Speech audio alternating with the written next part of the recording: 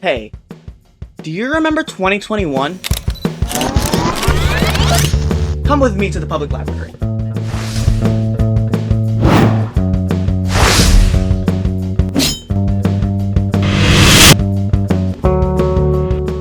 Joe Biden is the 46th President of the United States.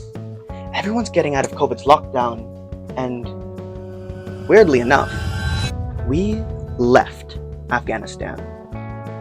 This was an incredibly interesting decision that comes with a lot of nuances. We left millions of dollars of military equipment in a foreign country. But what did we leave it to? What government do they have? And what do they believe? Let's investigate.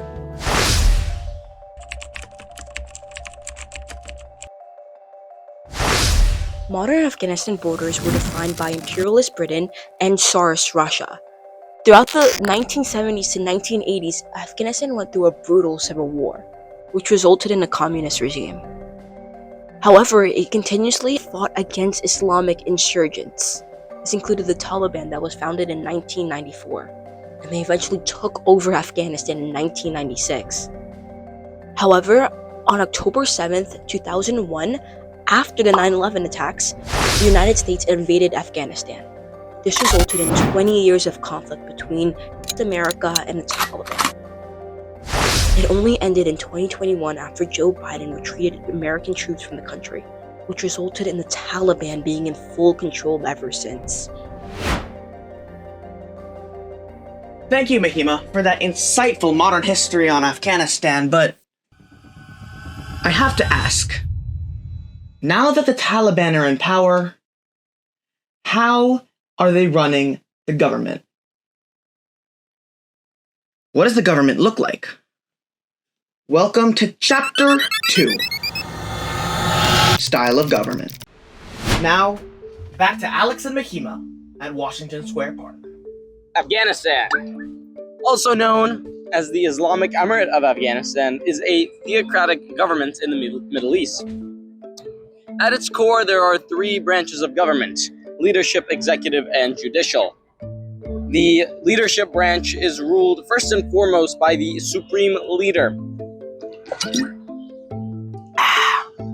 When the supreme leader is unable to fulfill his duties, the first of three leadership deputies takes his place and fulfills those duties for him. Under him, there are four advisory councils. Oh, you cute doggy. What were we? Oh yeah, the leadership council is the first of four councils.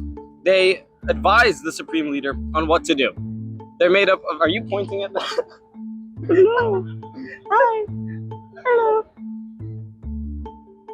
The cute doggy. Made up of 30 members, and they advise the supreme leader. No, keep that in. Keep that in. Don't cut that out. If you cut that out, I will kill you. What else was, oh yeah. The first council of the four is the leadership council. 30 members, they advise the supreme leader, and when the supreme leader dies, they elect a new one. And they help manage the nation. Hey, so it's editing Geo here? We kind of forgot a council. Yeah, that's my bad. Anyways, the second council is the Ulema Council of Kandahar. They are the de facto executive branch, and they are located in the founding city of the Taliban, Kandahar. Officially, they technically only administer Kandahar province, but they have more power than actually just administering Kandahar province.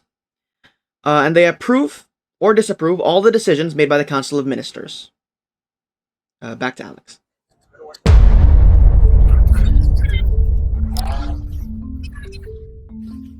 The National Ulema Council is the highest religious authority in all of Afghanistan. They can ensure that all policy follows Sharia law. If a law is made by the Council of Ministers that doesn't follow Sharia law, they veto it. After the Leadership Council elects the next Supreme Leader, the National Ulema Council approves of that Supreme Leader. They are made up solely of religious scholars, ulema, just like the other Ulema Council. Finally, the Central Darul Ifta. They are the head of the judicial system, and they issue fatwas. which are legal interpretations of Islam. Now, onto the executive branch, who's led by the Prime Minister. He's appointed for life and serves only the supreme leader. He serves the government, not the state. Under the Prime Minister, there's a Council of Ministers, 26 members. There's the Council of Defense, Council of Health, and etc. They serve the Prime Minister, and indirectly serves the supreme leader. Now onto the Judicial Branch. The third and final branch of the Afghan government system is the justice system, the judicial branch. The judicial branch is split into three categories. First, the civilian court, second, the military court, and third, the Supreme Court. The civilian court is split further into two. First, the primary court, and second, the appellate court, which are the lower and upper courts, respectively. The second court is the military court, which deals with military justice, whereas the civilian court deals with lawsuits and criminal justice. The last court, just like America, is the Supreme Court, and it's the highest court of all. They deal in any unresolved cases that make their way through the lower courts. Every single justice is appointed by the supreme leader, and all justices have to abide not only to the laws of Afghanistan, but to Sharia law. Now, on to the actual policies of Afghanistan.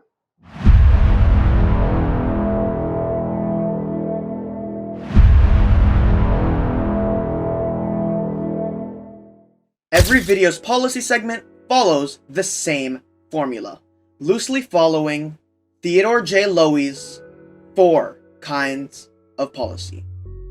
Those 4 are distributive, redistributive, regulatory, and constituent. However, we've added a 5th, foreign policy, because we didn't really think that it fit any of the 4. So, without further ado, on to distributive policy. What is distributive policy? Distributive policy is when the government provides goods and services to the people. Well, let's look into Afghanistan's distributive policy. After the 20 years of conflict with America, a lot of Afghanistan's infrastructure has been destroyed. So Afghanistan is rebuilding sewers, energy grids, and also gas lines that connect to China. Another crucial part of distributive policy in Afghanistan is education, which is struggling right now. Girls are not even allowed to attend education past primary school. Only 1% of Afghanistan children are enrolled in pre-K. 60% of Afghanistan children are in other forms of education.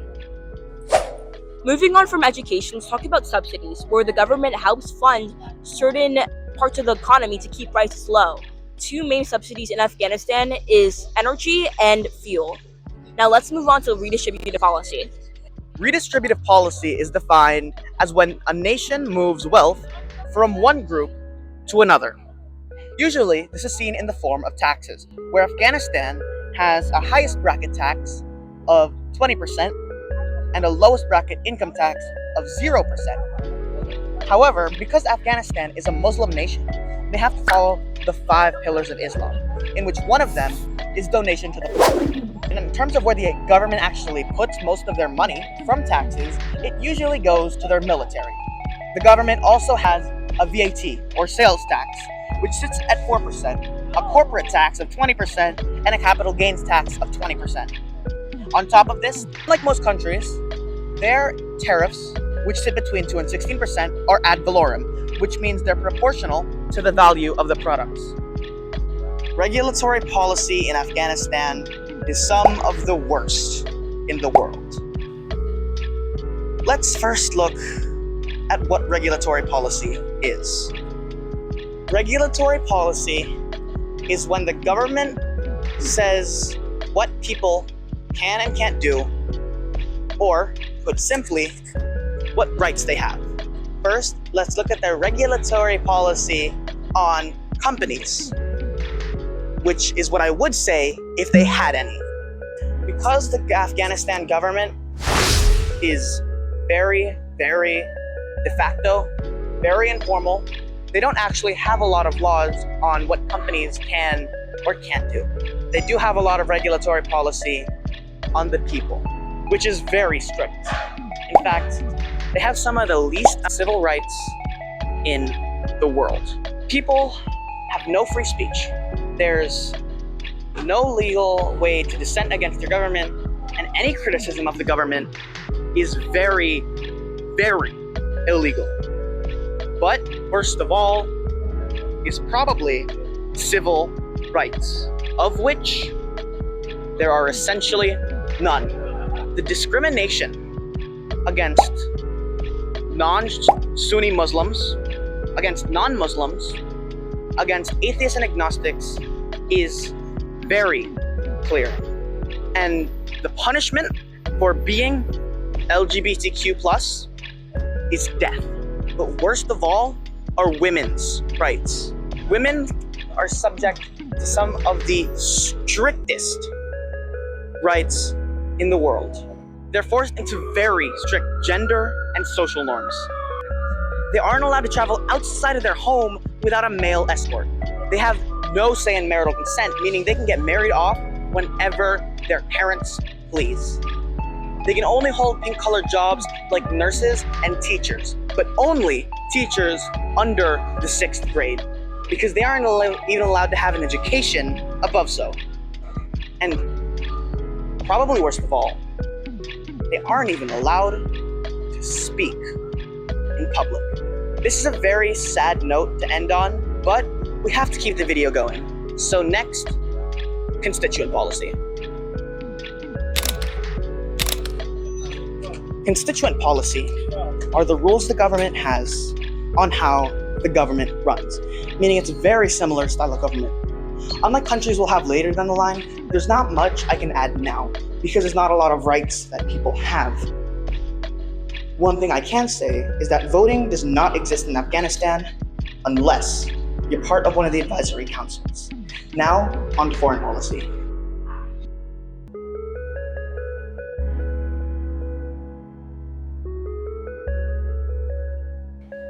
The last kind of policy is foreign policy, or when governments have laws about other governments. Now, the funny thing about Afghanistan is that they have no allies, absolutely zero. However, they are politically aligned towards China and Russia because of economic incentives and because they were recently in a war with the United States. Now, back to Mahima for the summary. As a Mall UN student, these videos were very helpful for me. But how can it be helpful for you? Well, in this video, there were 5 main takeaways. A. Women's rights. Women's rights are very restrictive in Afghanistan. B. Education. Education is unequal, unprioritized, and underfunded. C. Allies. According to United Nations, Afghanistan has no allies. D. Goals. Afghanistan's goals are energy and fuel. And finally, E.